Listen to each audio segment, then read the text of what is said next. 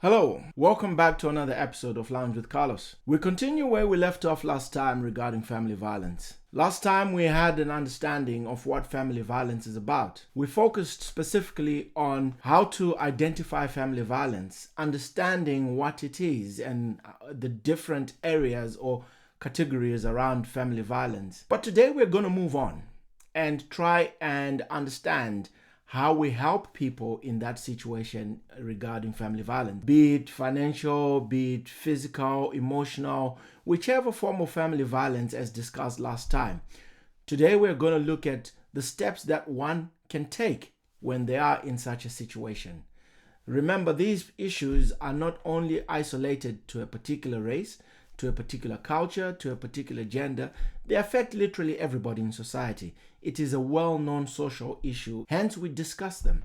Hence, we talk about them to try and destigmatize and to create awareness, to create knowledge and understanding and help those people out there who need this information, who need this way out of whatever situation they're going through.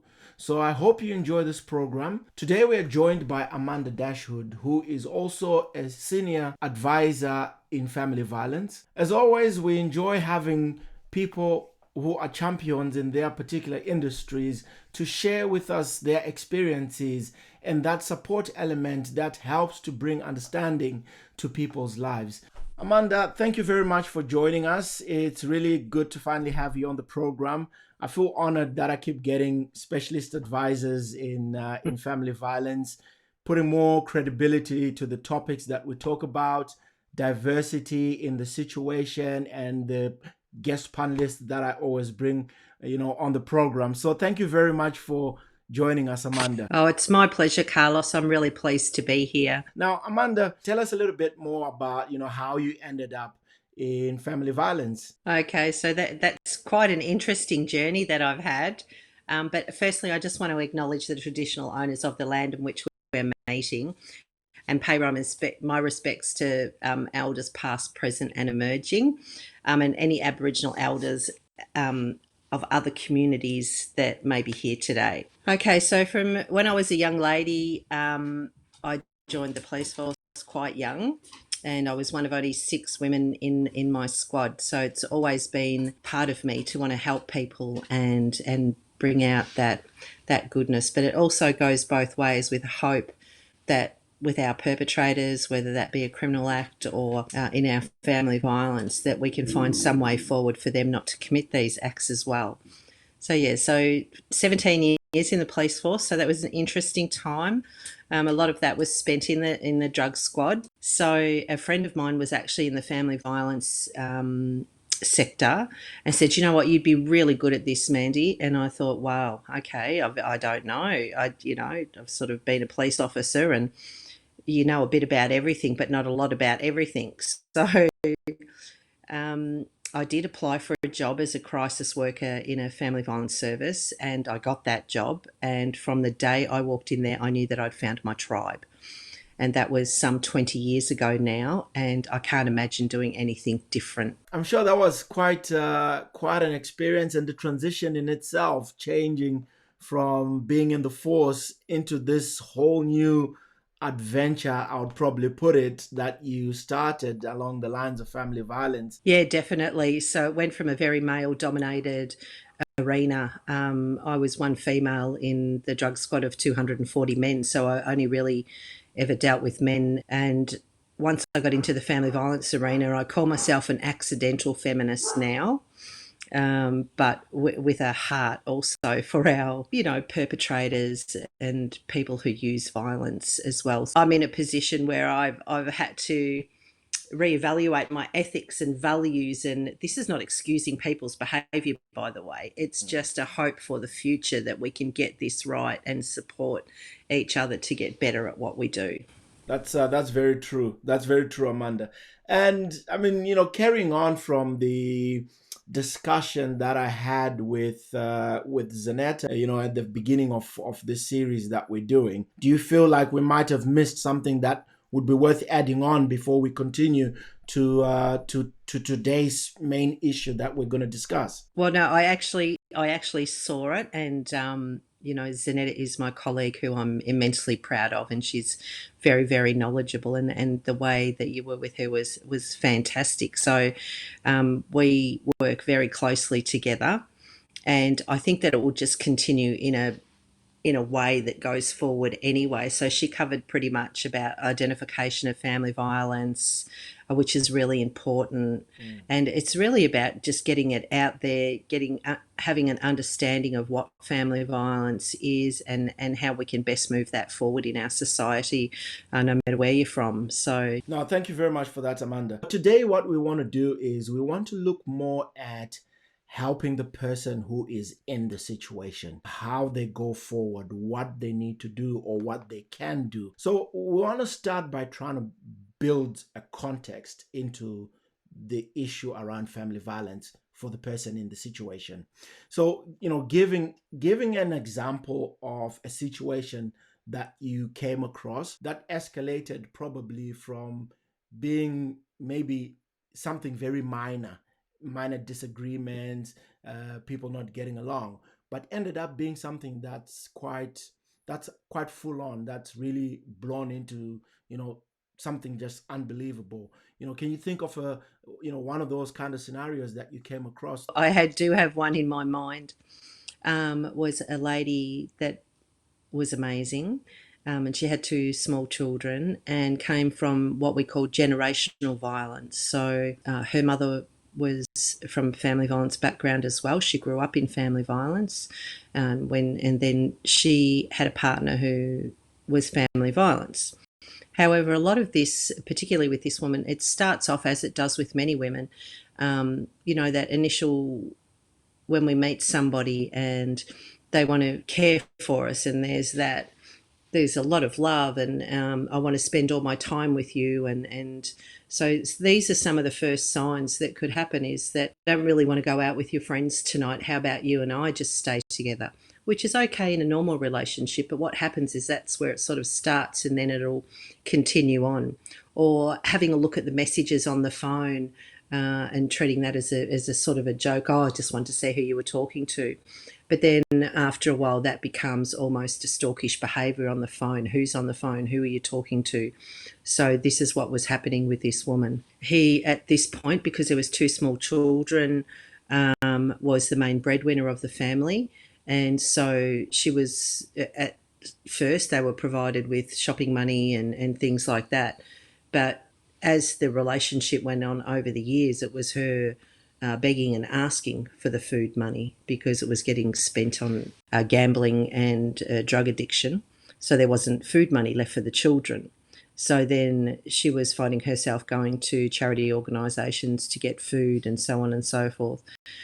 But always he said he loved her. She was trying to keep her family together and thought, well, okay, he can change, I can change him. Can we work together? Can we? So these behaviours continued to escalate to the point where there was one car in the family.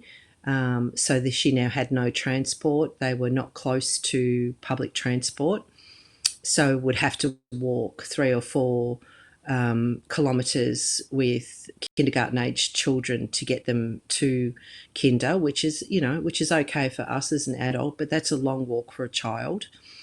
And she would walk them there and then go back and pick them up. And of course, he might come home and say, well, what have you done all day?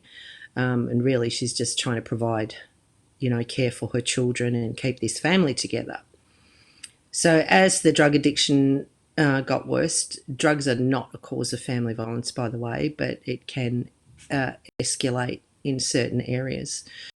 So, of course, the money wasn't available, and he found that she'd hidden some money for some food. And so that particular day, she was beaten quite badly and ended up in hospital with no one to pick up the children. So now we've got child protection involved because he'd excluded her from all her family and friends. Her family, there was always something wrong with one of her family members. There was always something wrong with one of her friends. There was always something, it was never just a mutual, oh, great, go out with your friends for the day. That'd be fabulous. Or, so in a normal relationship, that's what would happen. You'd have a balance of family and friends and life, and Of course, there's sometimes we have to cancel the things that we'd love to do because, Auntie Flo on the other side passed away when she was 101. So we have to go to a funeral instead of out with our friends. So there's no balance. It's all about what he wanted in this relationship. So now Child Protection had the children, and because he was a Child Protection done an investigation, the children weren't allowed back in the house with the father, one, because of what he did. And two, other elements of him not being able to care for the children. So now when the woman was in hospital, she was informed that what she's experiencing is family violence. An assessment was done with her social worker at that point. And she had no idea. She just thought that this was life, that she had to cop her punishment because that's the way life is. Didn't have the dinner provided in a timely manner. However, she had no food, had no money to get the food, so there was no dinner. So it didn't matter what she did. She was in a vicious cycle of not ever being able to do the right thing. What happens then is that there's a lot of trauma around that. So the women in these situations become very savvy in how to protect themselves.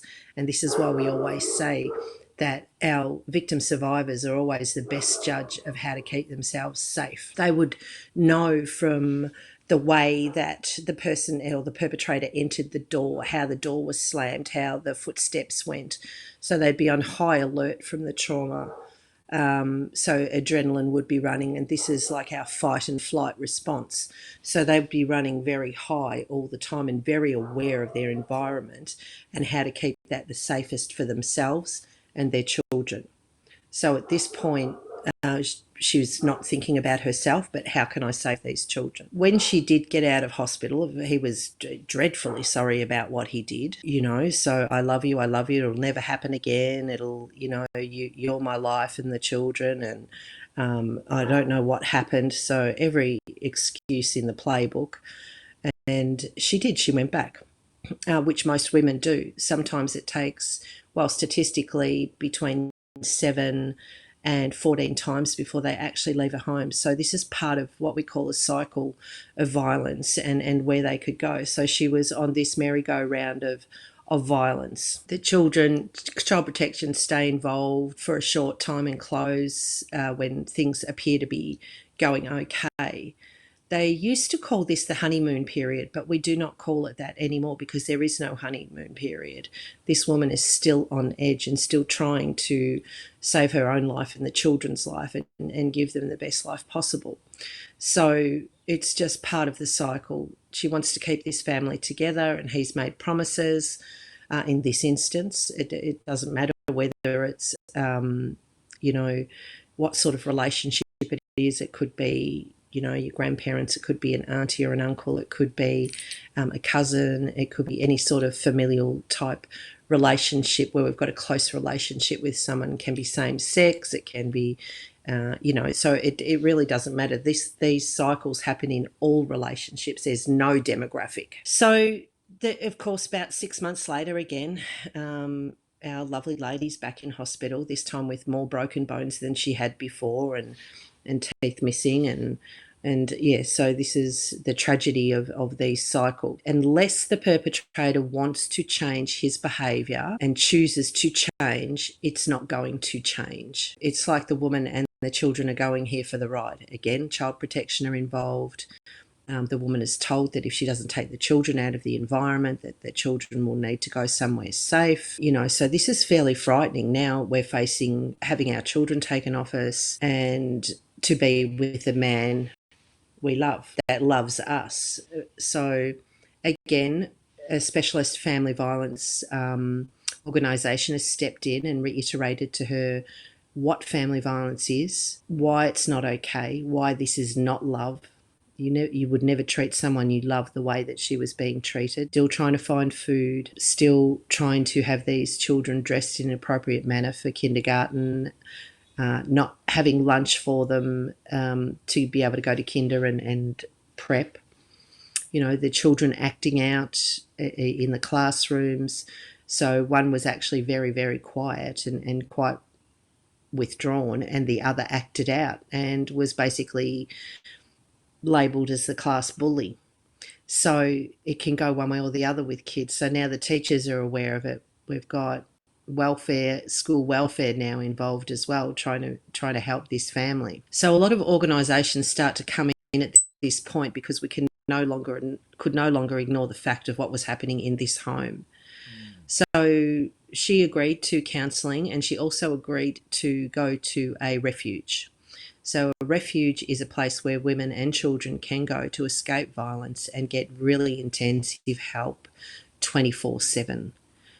So that was able to happen. And in fact, she was probably one of our longest term clients or victim survivors, and we had her for 8 months. She was very broken. So she was probably one of the greatest pleasures I ever had to work with, and she was ready to hear and ready to learn and ready to make the best of her life away from this perpetrator. I can imagine that escalation of those events for her, from minor things at the beginning to situations of being admitted into hospital, getting worse injuries, and the knock-on effects that it then has on children. Catastrophic events that just start piling on one after another from something that's Yeah. very simple at the beginning. It's hard to determine, isn't it? But it's a continued behaviour. It's not a one off, it's not a normal argument between family members or, it's constant and it keeps going. So we all have challenges and disagreements in our families, Yeah, but yeah, it yeah, doesn't end definitely. up like where she did. Yeah. So, in your experiences, is there a cycle then that you find having commonalities in majority of the cases that you get? Do you find a certain cycle that repeats itself from maybe a Yep. stage one, then you go into stage two, three, four, Mm. and you see the same pattern amongst the different cases all the time? Yeah, absolutely. And there's evidence based cycles here, empirical factors around. There's a contemplative stage. There's a stage where we basically ignore everything. There could be a stage when we're actually ready to move. A stage when we might go back. A stage when we never go back. So it's where they are on the cycle. So the cycles can be quick or long. It can be months or years. It can be days or decades. So yeah, it's quite. That's why it's so important to have these assessments done and see where things started. With our specialist family violence sector, they're amazing at their job, and this is what they sort out. We're trying to understand where someone is at the time, and if a woman's at a contemplative stage about leaving, it might be that we provide them with a safety plan inside the home, even though violence is still going on.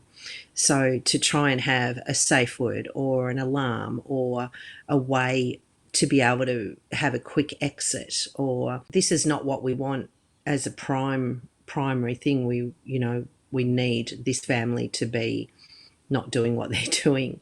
So, but if they're not going to leave the home, then we have to work with what we've got. So it's not about ignoring someone's factor or, telling them you must leave. Child protection and intervention orders and things, and our courts will do that.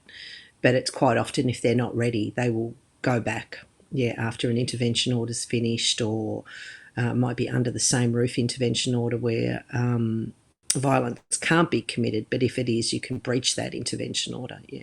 That leads into my next question, which I was going to ask you.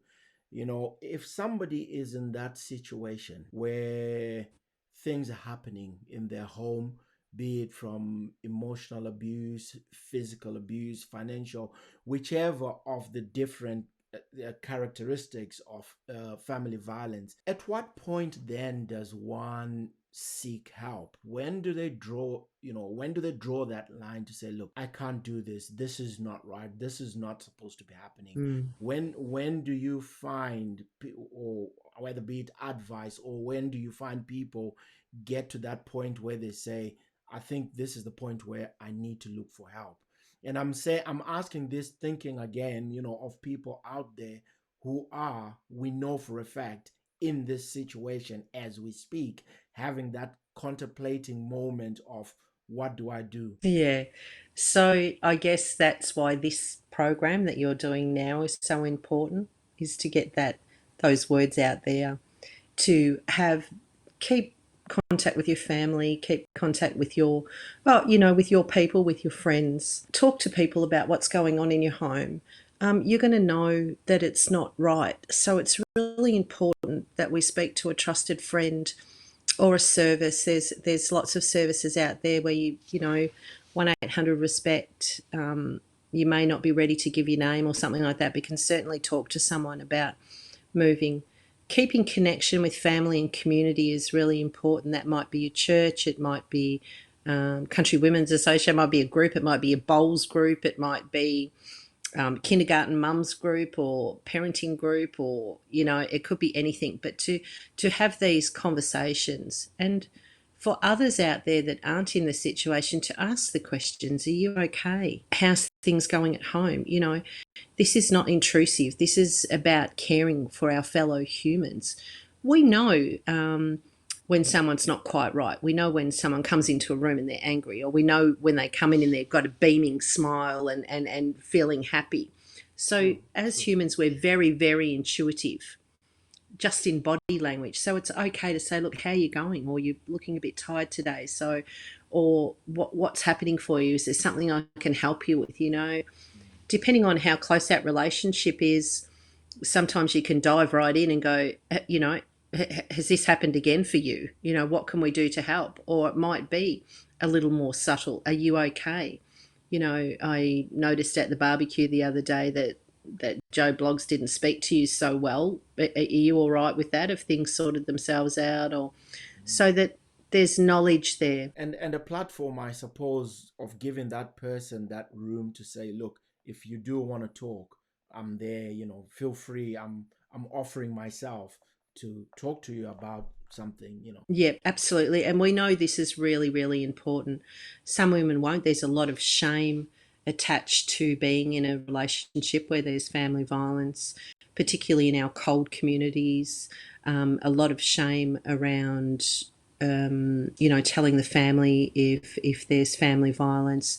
So, but there are people out there that can help us navigate these ways, both in cold communities, our LGBTQI communities, our disability, our aged persons, our youth, so there's all sorts of wonderful organisations now that can help us navigate this, where we can ask questions freely and without judgment. I guess that's the most important part of it. I think it's that judgment and stigma element sometimes that makes people fearful of reaching out and talking to somebody as well. Yeah, definitely. And, a lot of time, let's take a community that may be on provisional visas, or so different types of visas that have come into the country, where they're threatened to be sent back to their own country, which they don't want to happen. So that constant threat there is really fearful, where they won't talk because the fear of going back is worse than the fear of staying here in a family violence situation, particularly for war-torn countries,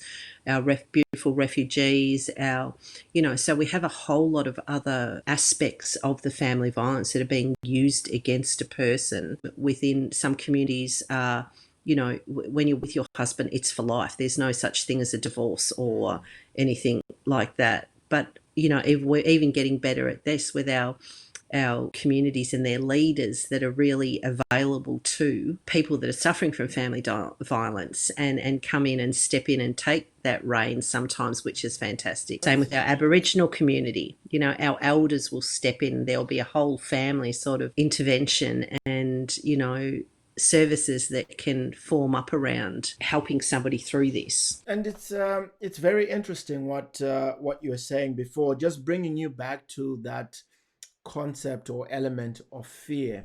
Now, I suppose it's human nature that, to an extent, we are all fearful of the unknown. And I would want to believe that probably that alone is a hindrance for people, or a barrier for people coming forward and asking for help. Now, the reason I'm saying this is looking at the issue of maybe people don't know what happens when I've reported, maybe Yeah. talking people through that cycle of, I've come to you, or I've come to your organization, I've reported my situation. What then happens? And that's the thing that people don't know, and probably stops them from looking for help, because they don't know what's going to happen next. Yeah, absolutely. It can be quite a scary step to go to. But, if most organisations absolutely understand this fear, that any specialist organisation will understand the fear of coming forward.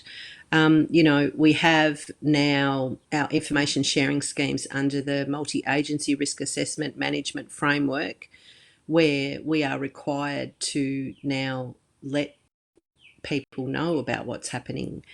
And that could be, the school welfare officer, it could be the child maternal officer, it could be telling the police.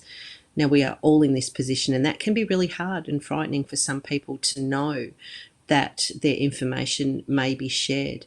But it's a whole of community thing in Victoria now. I'll give you, an example of where community wasn't together and why this came about in the Royal Commission into Family Violence. So we lost Luke Batty, that beautiful child, and Rosie Batty, his mum, was there when her child was murdered by his father. 5 organisations that were working with the father that murdered his child. And the coroner wholeheartedly believes, that's in his report, that if these 5 organisations had have been talking to each other, that this child would probably be alive today. So that's the reality of why we are now legislated to share. So most organisations are now legislated to share. There's other organisations that are mandated to share, which is like child protection, police, justice, and the rest of us, like health organisations, schools, things like that. We are legislated to share, but not mandated. But we would be criticised if we didn't share.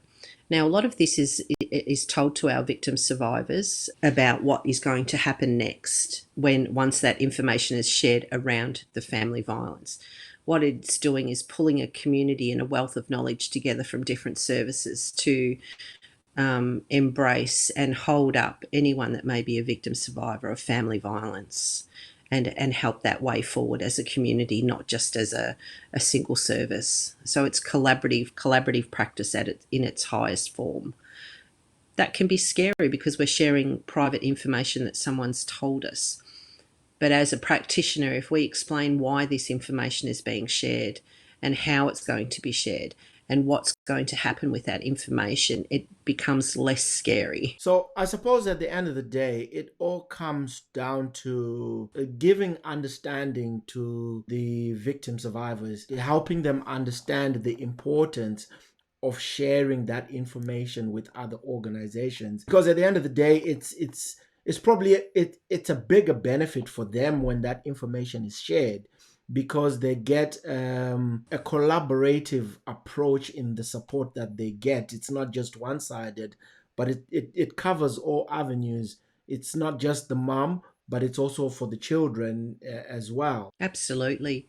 Yeah, it's really important, and it's quite a different thing. We've lived in a society for hundreds of years now where we don't share anything, where privacy and confidentiality is of the utmost importance. So it's a real shift, and it's been a hard shift, to have that. But any information that's shared is only about the family violence. It's not about what they had for dinner the night before, or whose grandma's doing what, or it's only around family violence. So yeah, it's an interesting shift, and I think once our society gets our head around it, we'll be able to have more of a handle on the family violence that's occurring out there. Our perpetrators just will not be able to get away with what they get away with today, because it will be called out. It absolutely will be called out. I'm just trying to look into that, picture of somebody being in a very difficult situation, to the point that they've sought help from your organization, and they've Yeah. reported their case. Mostly they call it a refuge, where women and children go to seek safe haven, but that will be done through a specialist family violence agency. And so the one for Victoria is Safe Steps. So they have access to every refuge in Victoria, and also around Australia, depending if someone needs to be taken interstate or overseas, depending on the seriousness of the situation. So that's the one-stop shop there. But we have our orange doors and our 1-800 Respect, and our multicultural agency that also helps with all that, our Thorn Harbours, our LGBTQI family violence organisations can all feed into getting someone protected. There's not enough refuges for everyone that needs to go in, but it's a lot better than what it was before. So they're full all the time, unfortunately. I guess when you consider that the importance of this is that when a woman goes into refuge, she's fully assessed about where her risk is at, and how imminent death or serious injury may be. So when you consider that one woman is still killed every week in Australia through family violence, we take this very seriously about protecting women and children. So yeah, it's pretty intense, but if the risk is that high, then they will go into a refuge after they've done their assessment. And from there, they'll be given guidance and advice, counselling, whatever may be needed at the time to move them forward from this violent situation. So, yeah, so there's lots of red flags that we look at about serious risk factors. They're empirical factors that will indicate to us whether a person is going to be killed or almost killed. So these are real factors, and some of those are what we were talking about before, something that started off simple that has escalated. One of the most dangerous times for women and children is when they actually leave the relationship. Is that the point where the partner realizes he's completely lost control? Is that the biggest influencer to this being the most scariest time? Yeah, part of it. It wouldn't be the most, but there are like other factors that go along with it, and that could be the seriousness of the assaults, or whether weapons were used, or whether there's been a sexual assault, or so there'll be other factors. By the time it gets to that point, I would be surprised if there wasn't other factors. It could be threats to kill themselves, so we would look at these risk factors, how high that risk is, and relay that to a victim survivor. This is a really scary time, and that's why it's so important to have a plan, have specialist family violence services involved to really smooth this transition out. It could be that there were weapons involved. It could be, so these are some of the serious risk factors. Planning to leave or a recent separation. And you're exactly right about the control, because all family violence is around power and control. It's someone having that power and control over another person. Threats to kill the victim. Strangulation is another big one. It can go from 0 to dead in, one episode. So these are factors that we have to look at all the time. Stalking a victim survivor, their access to weapons. This is particularly important when we're talking rural, with rural people that are suffering from family violence, where there may be guns on properties and things like that. So all this has to be taken into account. Perpetrators' use of drug and alcohol, what's that looking like? Is that escalating? What's happening with the behaviour when they're drunk or using drugs, or, so these things all are taken into account. Whether, where the perpetrator's at, whether they're employed or, not going to school or doing those things. Pregnancy is another really high risk, serious threat time as well. And also if there's been harm or threats to animals as well, so these are part of our serious risk factors, and we look at those together and how that risk is going to look. So we know that if there's more of these risk factors, the likelihood of someone being killed or almost killed is extremely high. So it can go from 0 to 100 in a very short space of time. And that's the fear of it. And this is why still one woman a week is getting killed. It's really a big issue. And, the more I've spoken to you, to Zanetta, people in your field, my eyes keep getting open. I'm just, short for words to the extent of damage that can happen, around the issues with family violence. Now, I want to scale back a bit and look at the proactive approach that the organization is having. What are the kind of awareness programs that you have in place to Yep. to educate women, children, or families in general? Because as rightfully indicated last time by Zanetta, that even men are victims of family violence. So, what kind of measures are in place, awareness programs and stuff, to help people understand this concept? So this, I guess, is where the MARAM, as we call it, that multi-agency risk assessment management program, has come in from the Royal Commission that us in Victoria are required to act by. So, as I don't think I mentioned before, but I work for a mental health service in the northwest of Victoria. So, part of mine and Zanetta's job is to bring awareness to every single worker, every OT, nurse, psychologist, psychiatrist, all the way through, have an awareness around what family violence is, so that when they're working with their clients, that they can ask these questions. And one of our first questions is that we would ask every person that comes into our service, is anyone at home making you feel unsafe? So it's a really simple question that can open up, I guess, Pandora's box, or we can have a question of no, there's not. So each time someone comes into our service, they will be asked this question. All our staff will know about the risk factors, will know about identification of family violence. We're teaching them how to talk to our consumers about opening up those conversations so that no stone is left unturned anymore. So yeah, it's really interesting and exciting times, I find. The same is happening in schools and police and ambulance, banks. Recently done a project with the Commonwealth Bank on their staff identifying family violence and having an open door for people that may go to the bank. That's part of that proactive thing, so that we've got our finger on the pulse, and that we can give people resources, or let them know that there's someone that they can talk to, or let them know that there's something out there for them. So yeah, it just becomes a natural way of service.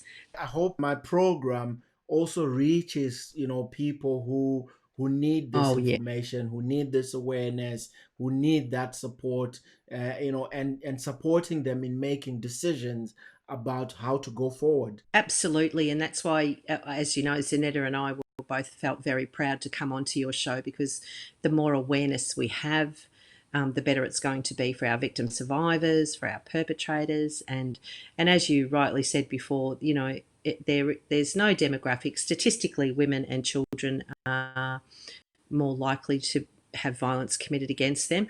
However, there definitely are male victims, and we as humans all have the same rights and an ability to live in a place that's safe and free from violence. I just wanted to talk about the violence too. It doesn't always have to be physical. It doesn't have to be. It can be financial. It's about the fear that's inside the victim survivor. So I'll give you an example. The same chemicals rush through a 3-year-old that has skinned their knee and their world is ending. It really hurts. We've done it on the gravel. They want their mum. There's blood and stones. So they're fearful of what's just happened to them. It's the same chemicals that run through a person that is living in a family violence situation. So the trauma is a real physiological thing. Those chemicals are running through our body. And with the trauma, it can take up to 6 weeks for our body chemicals to come back to a normal state. And if we've got compounding traumas, you're living in a heightened state of trauma all the time. So it's important that we all know about it. It's important that we care for each other. It's important that we ask our family members. It might be your daughter or your son or somebody else where there's something just a little bit off. Trust your instincts. Ask the questions. Are you feeling safe in this relationship? we need to ask that of our children when they sort of get to a dating age. We need to keep an eye on this. Our sons, to have those continued conversations about how you're treating someone, about the way you speak to someone, about how we look after each other as human beings. These are not conversations we have as a general rule. I'm very keen to do a discussion in looking at, how all these issues around family violence impact the child's behavior with other children, impact the child's Yeah. behavior in school. That's as a parent myself, and I've had stories from my kids about things that go on at school, and Yeah. I'm very interested in discussing that correlation about home environment and school behavior. That's something that I'm really looking Yeah, forward which to. is it's a whole other, there's so many areas here that can be discussed, and they're really important. So obviously the younger we can support the younger the child is and the more support we can give them without scaring, their socks off. it's really important to have those conversations. Yeah. Yeah. So I know that we've got some wonderful people that are prepared to speak to you in relation to how that might look. I'll be So I'm looking excited to hear that one as well. Yeah. I'll be looking forward to that. To be honest, Amanda. Well, look, this topic is so broad. We can go on and on forever discussing it, but we Yep. have to leave it. We have to leave a bit of meat for the next episode in the series as we keep progressing, and keeping people interested, wanting to know a little bit more. As we draw a conclusion to this, I just want to say, look, this is a global initiative, so it's not just about people in Australia, but we want to Yep. touch everybody across the world who finds Yeah. themselves in this situation, because it's not alien to others and only common here, but it's literally everywhere. Gender-based violence, family violence, it's out there. People are suffering from it, people are surviving it, and we want to help people. So what would be your advice to people in countries that are not as fortunate as where we are, where we've Yeah. got the resources, whether from a government perspective, private organizations, they don't have these resources, and what would you advise them if they find themselves in these kind of situations? What's the way forward? Yeah, so one of the ways forward is to speak to a trusted person. That might be a family member that's trusted. It could be a friend. Let somebody know what you're going through. So even if a lot can't be done, share your story. Share your story with somebody so that you have a trusted person that you can go to when things aren't so well. When you're feeling like there's nowhere else to go, reach out to someone that you do trust. You'll be surprised at the help that they give them. It's really important that you do talk to somebody. You're worth it and you are believed. That's one of the most important things that we can give to somebody when they do reach out to us. I believe you. And, we can work out a way together to help you. So I don't think that matters what country you come from, where you're from. Find that person. It could be your sister, your brother, a respected, loved cousin or auntie. If you haven't got family, it could be a neighbour. It could be a school teacher. It could be another mum at school. It could be, so you will know who can be trusted. And sometimes it's really hard to step out and speak to somebody, but I ask that you do that. You are not in this alone, no matter where you are. And we can help move that forward wherever you are in the world. No, thank you very much for that. I think to an extent, it might be the one thing that might save your life.